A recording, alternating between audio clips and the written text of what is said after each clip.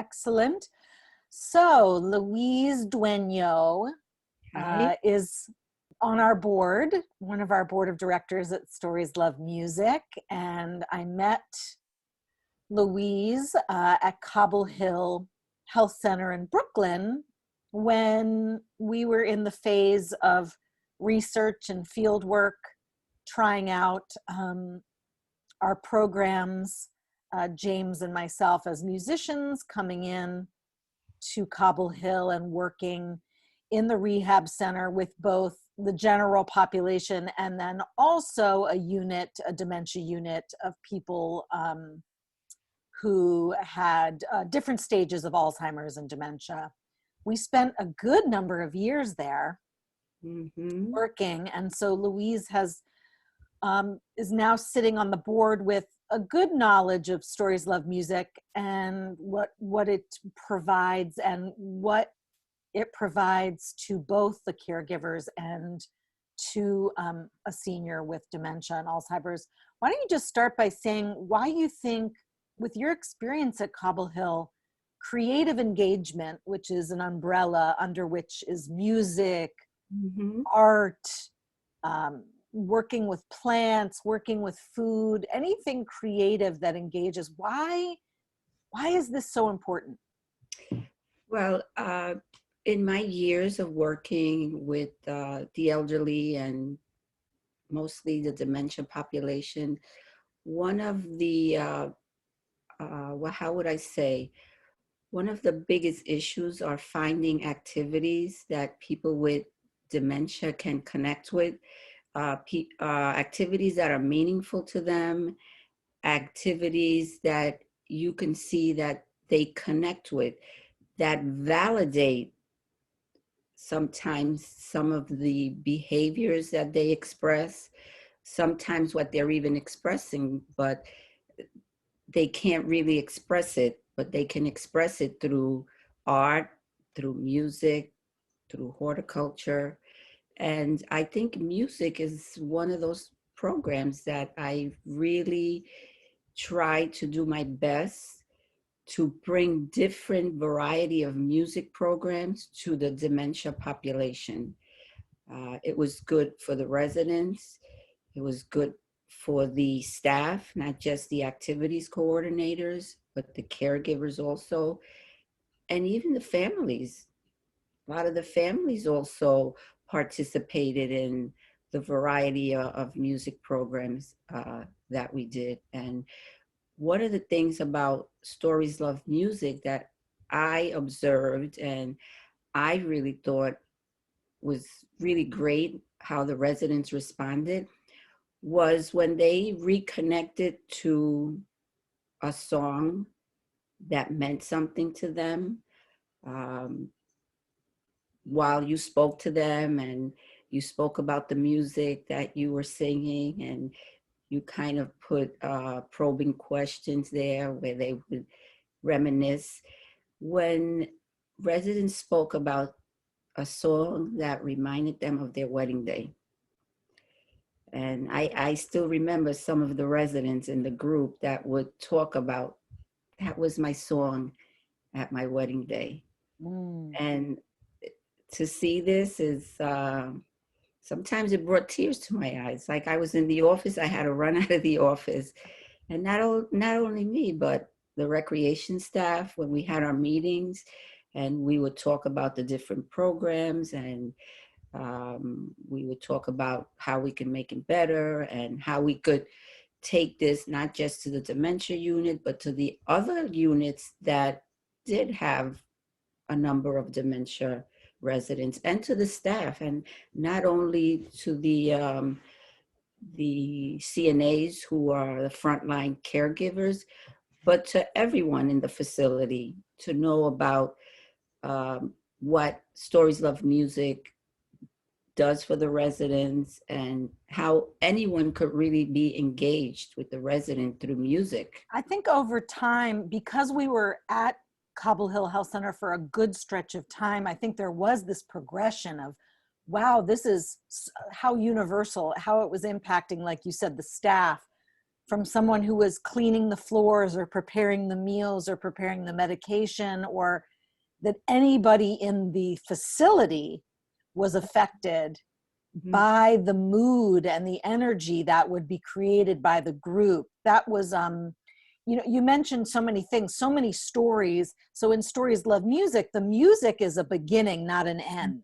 The music would be a doorway for the individual or the group that was being worked with to engage, to as you said, remember who they were before they got this diagnosis, their life leading up. And it's interesting, you mentioned tears and sadness, at reminiscing maybe something that is lost and something that you long for. A lot of studies have been done about music and music's impact on the brain, and that actually this is why I incorporated music in our program in the Joy of Creative Engagement. That's not just happy music. That's not just quote unquote joyful music, that there's a place for that.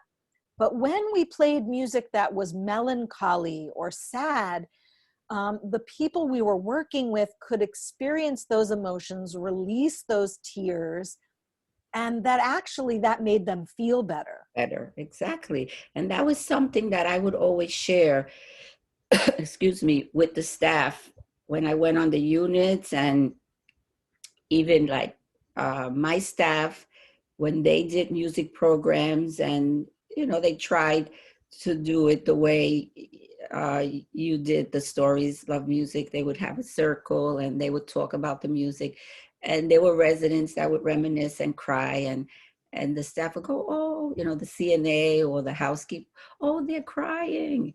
And I would say, well, what do you think? Is that good or bad?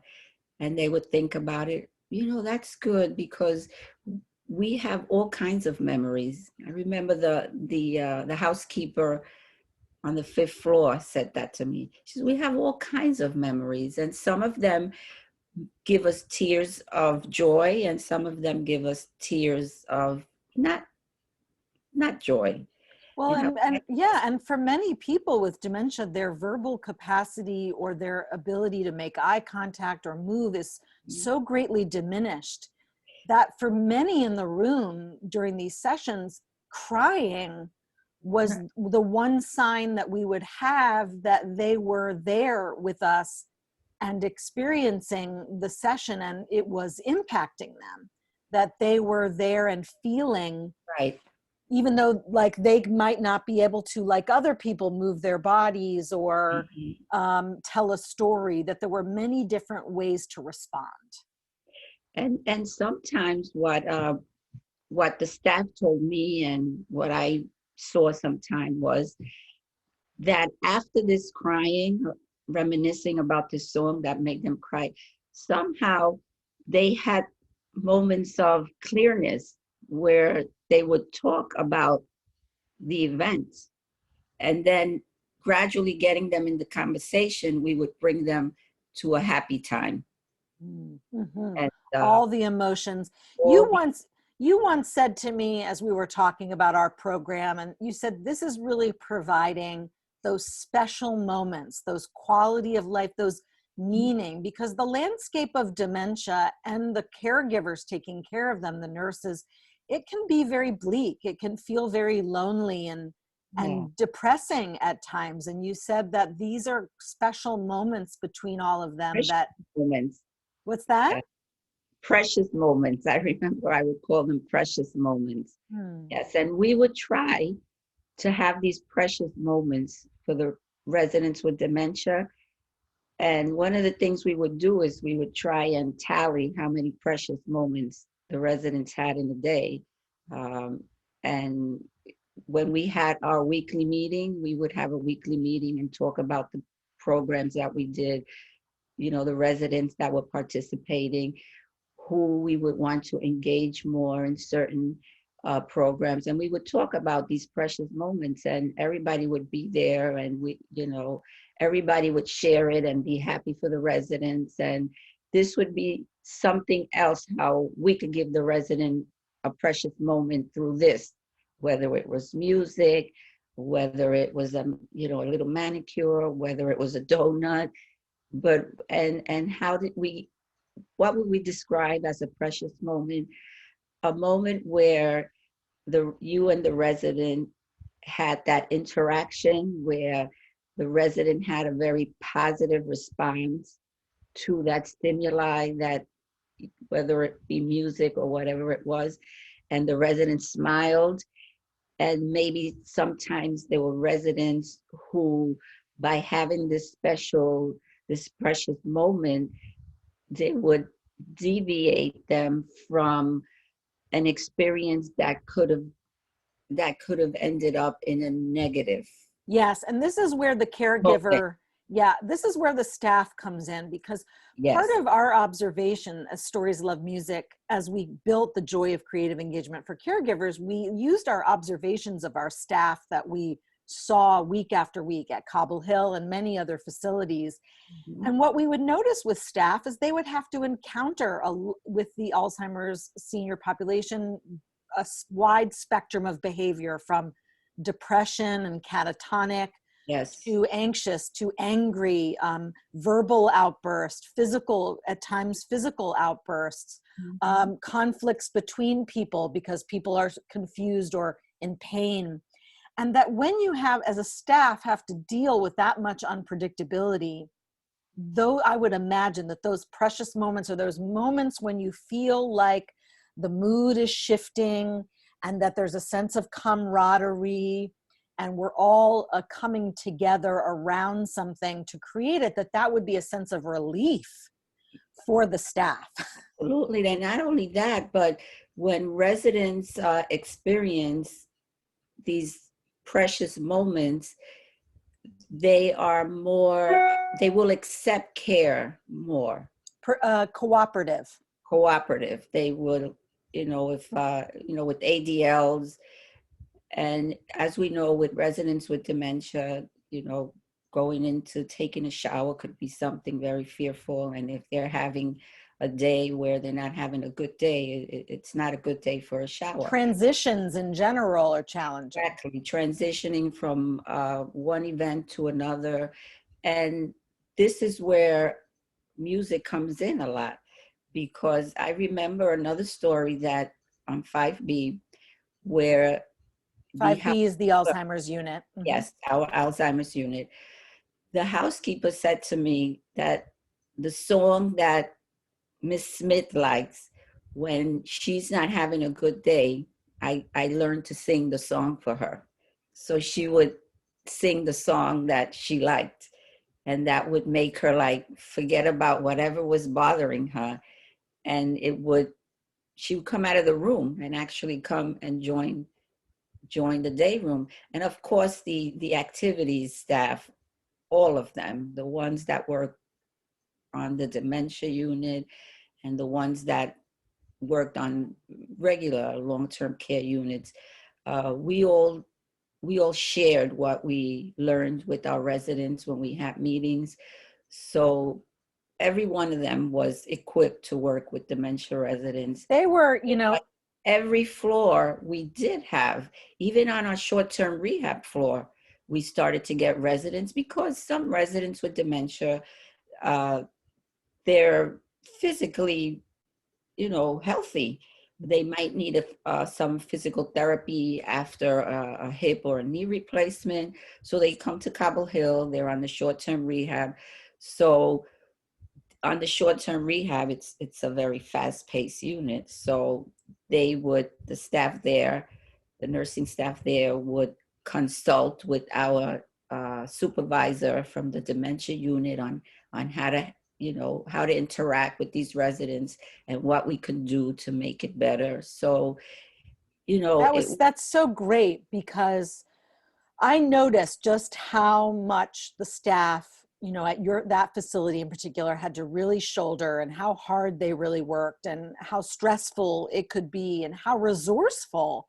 And even though I didn't get to have a quote unquote caregiver training or staff training with them, they spent many of those staff spent week after week after week with us. So they actually got to spend some more time observing us than even our caregivers who come to one of our full day workshops. So it is so great to hear that that knowledge and that valuing of creative engagement and music was so, there was an awareness, like that story of the woman singing the song during a difficult transition is what we teach in the caregiver workshops, that we identify as a group what are the most difficult parts of your day as a caregiver. What are those moments that can be the most stressful, the most unpredictable?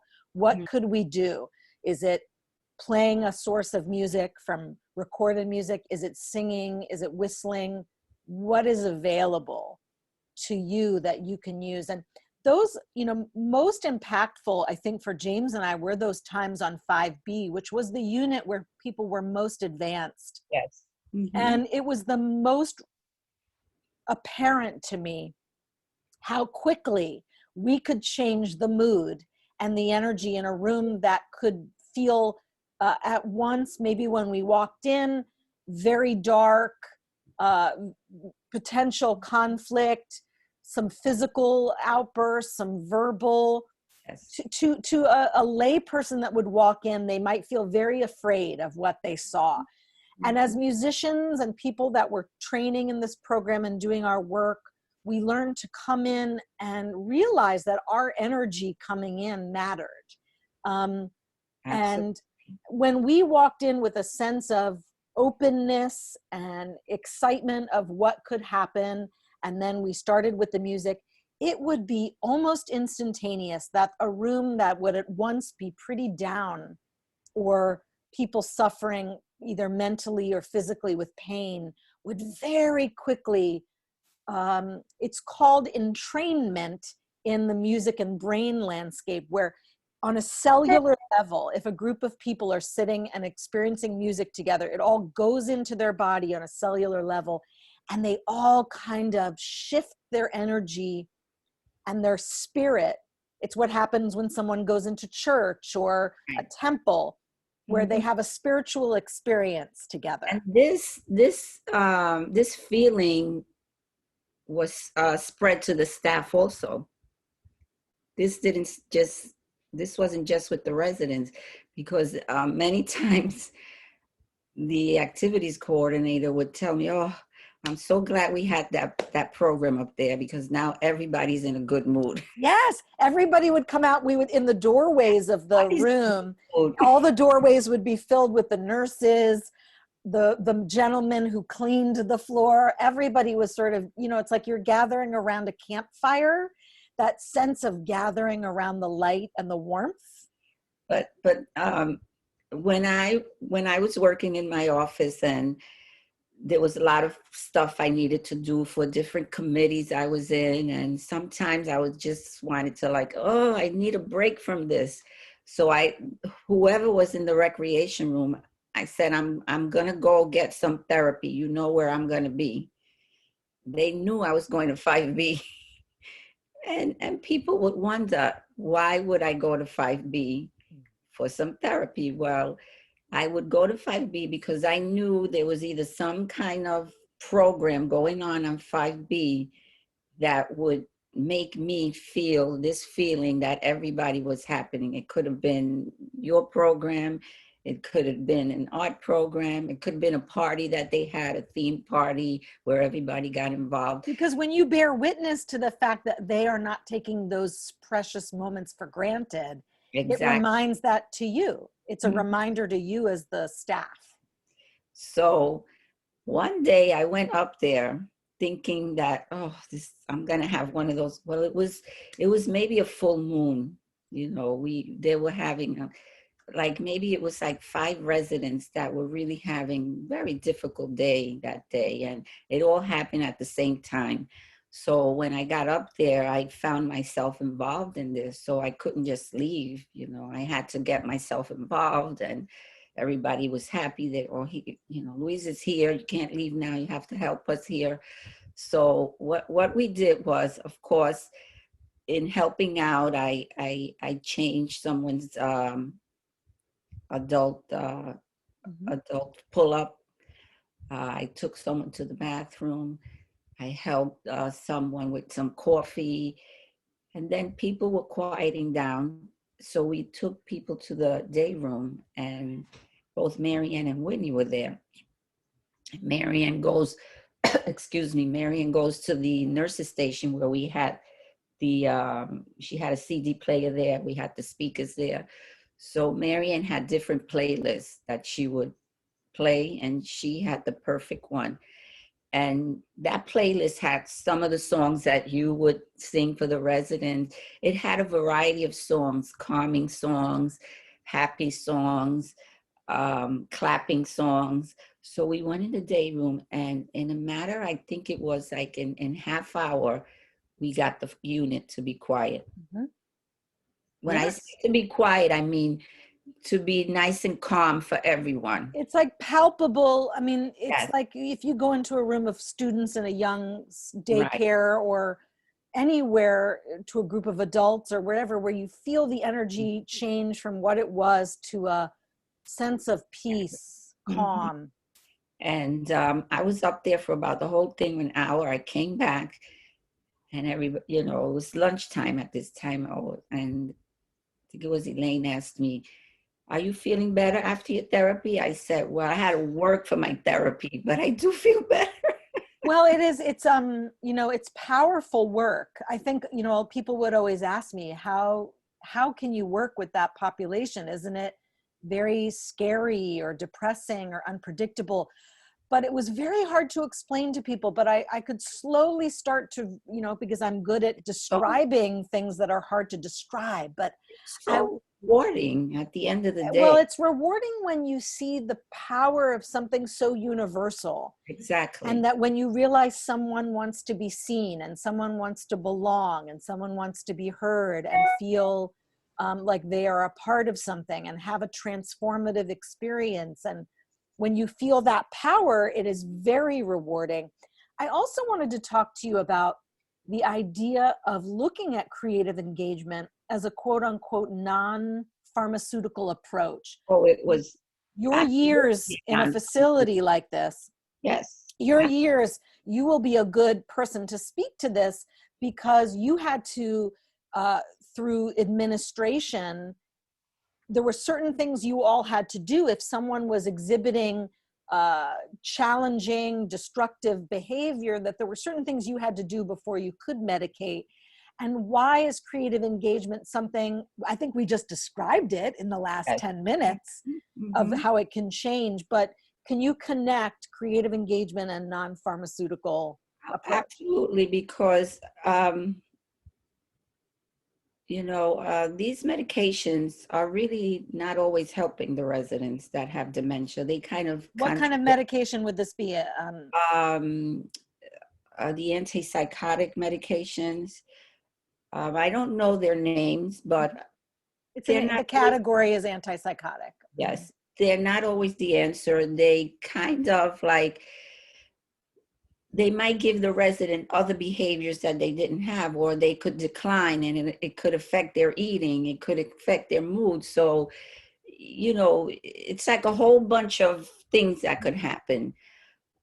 As one patient put it one time, she told me, she said, this was me quoting her, "Music is better than medicine." And our CEO at the time said that he would rather spend money on these non-pharmacological tools like music than to spend money on these high price medications who don't really help the resident, and they don't really get anything good out of it. So absolutely, music is one of the top non-pharmacological tools that we use in our program. Like earlier, you described the idea that after a creative engagement session, there was a level of cooperation that the staff would, or an elevating of mood. People were in a better mood. They were more cooperative. Isn't that what someone who says, this person's being really disruptive and is potentially going to be harming, we're looking for cooperation. We're looking for their mood to be elevated. So we're looking at the same results. And on the MDS, it's an assessment that is done on an admission, a quarterly basis, and an annual basis. And the MDS measures that, like, is the resident resistant to care? Does the resident show periods of not being happy, of being sad? So we can actually try and measure, like, if the resident is happy, is having less episodes of resisting care, which was one of the, with dementia patients, is one of the biggest issues, resisting care. Of course, because, you know, they have dementia, and some of these things could be scary to them if we don't approach it in the right way. And having them feel good and happy will allow them to accept the care that you're offering them. So absolutely, non-pharmacological tools, music was it was the top of the line. I mean, if we didn't know, like, we always like to know which music the residents enjoyed. We had a little assessment that we did. If we couldn't get to the family, we kind of like looked at their age, and when they were 25, what music was around. You know, maybe we would try things like that, but we tried really hard to get to the music that they would respond to. Mm-hmm. That's what we teach, you know, in the caregiver, when we were doing our in-person full day caregiver workshops. That's part of what we underscore and teach to the caregivers, whether they're professional or family caregivers. We say, you know, doing a bit of that investigative journalism, whether if you're a professional, you ask the family. If you're a family caregiver, you might have some clues in the home. Do they have a music collection? Do they have, you know, posters of music on the wall, books about music, where you start to see what their history was with music. Right. Sometimes when we would get an admission, a resident with dementia admitted, we would get the hospital record, and we would see this whole list of medications, antipsychotic medications. And we would start right there. The team would start right there, the doctor, and they would start like decreasing and see how the resident would respond, and decreasing. And a lot of our residents were not on any of those medications. When they came in, they were on, I don't know, 5, 6, 7 medications, but we would start slowly decreasing those medications and using all these non-pharmacological tools. I mean, food is a non-pharmacological tool also. I mean, you know, we could reach someone with a nice strawberry cone. I did it many times. I mean, you were at Cobble Hill, was it 25 years, Louise? Oh, I was in Cobble Hill more than 25 years. Right. I'm embarrassed to say how many. Well, let's say 25. I should be embarrassed. I think it was like 40 years, because I was a teenager when I was there. Okay, so my point being, a lot of time observing what impacted the residents, what impacted the staff, what medication did. I mean, there's tons of studies that show the more medication someone's on, the even more symptoms, dementia type symptoms they exhibit. And not only they won't eat, maybe because the medication doesn't give them an appetite, so they're going to have other symptoms that are going to make them decline even quicker. You had such a comprehensive view there. It was everything from, you know, the delights of food, the delights of music, the delights of art, of conversation.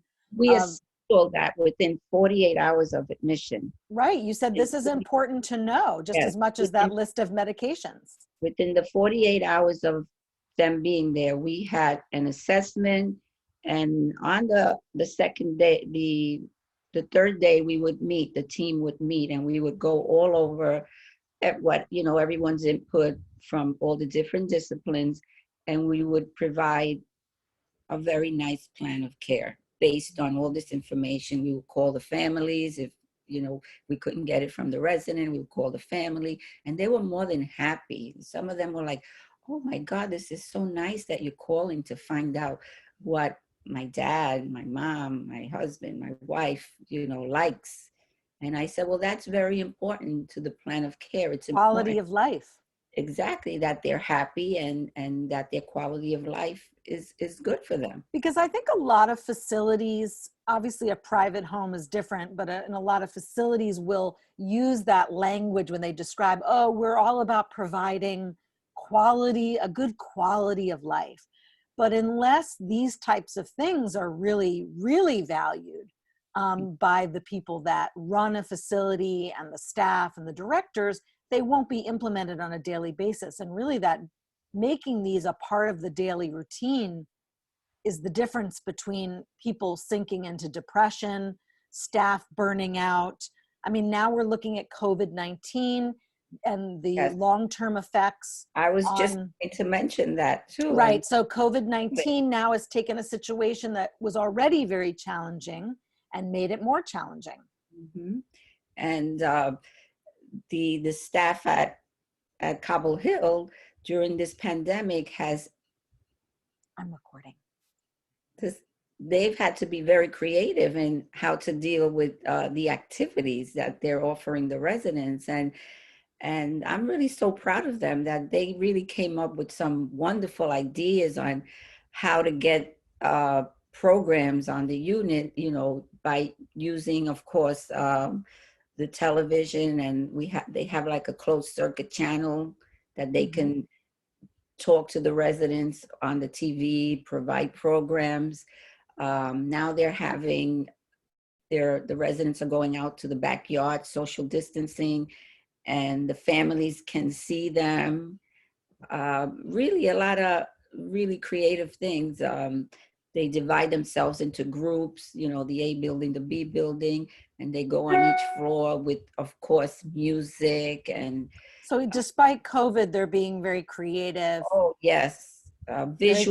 Visual costumes and colorful stuff that, residents will see them. And I remember the staff is just so willing. It's really unusual, I think, but the staff to me seemed so willing to just go there, whether it was dressing up in fun and kooky costumes and singing and just getting into it.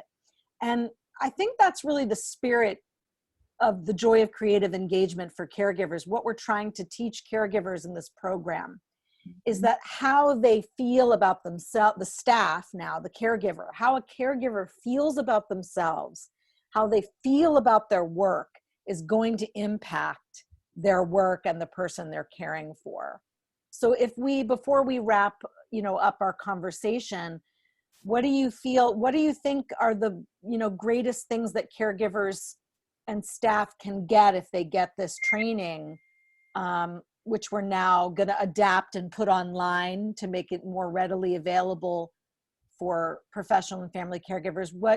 Learning how to value this and work with music and story, what do you think the caregivers will get the most benefit of? I think one of the benefits that they'll get, I think that they would feel how important their job is. That being a caregiver is a very important. I mean, it's like you're that person's eyes, ears, So I think first of all they're gonna say, this is an important job. My job is very important to this resident. And the other thing they're going to get out of it is they could make it fun. They could offer opportunities for enjoyment. It doesn't have to be just activities of daily living. You can incorporate these activities of daily living and make it fun through music that they like. And not only that, but you'll get to know more conversation. The families will be happy when their loved one is happy. It's like what do you call it? A cyclical effect. Or a chain effect or a domino effect. A domino effect. The resident is happy. The caregiver is happy. the extended family is happy, everybody's happy, and the quality of life of the resident changes for the better.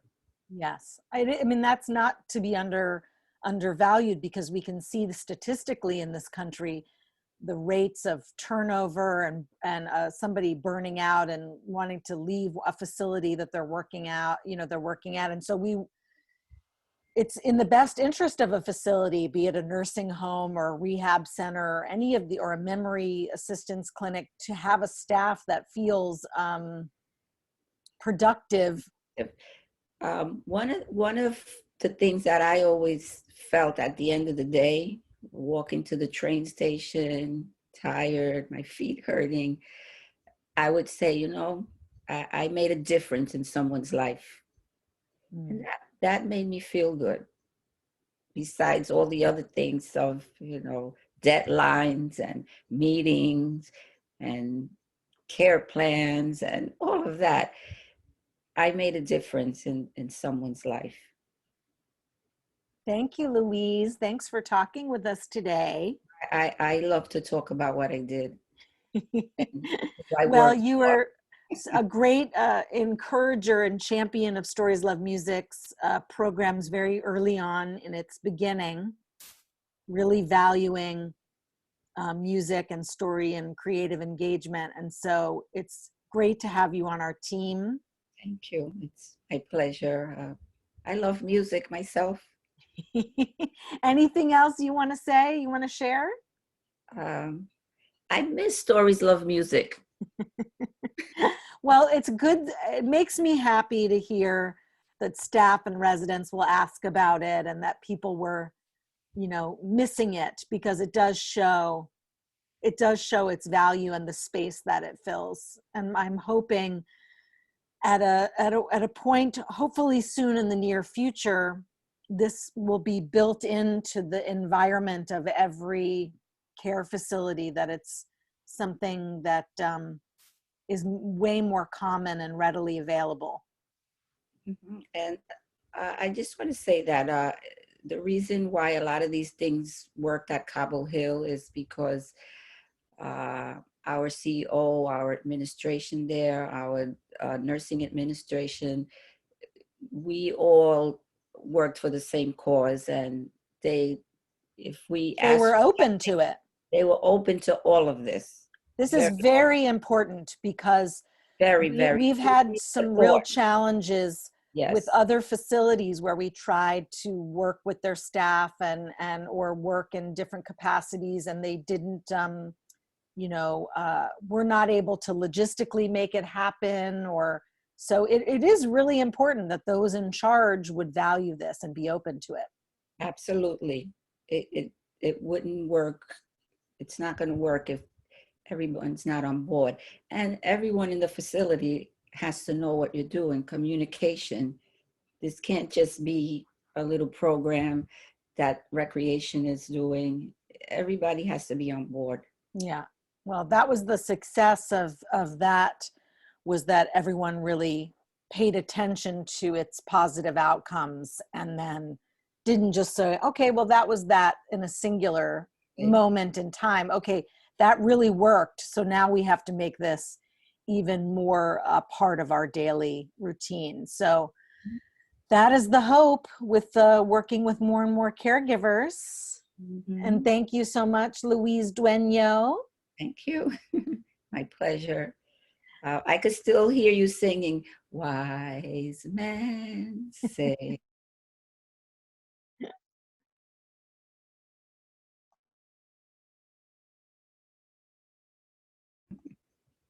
That is so sweet. I love it. Let me stop.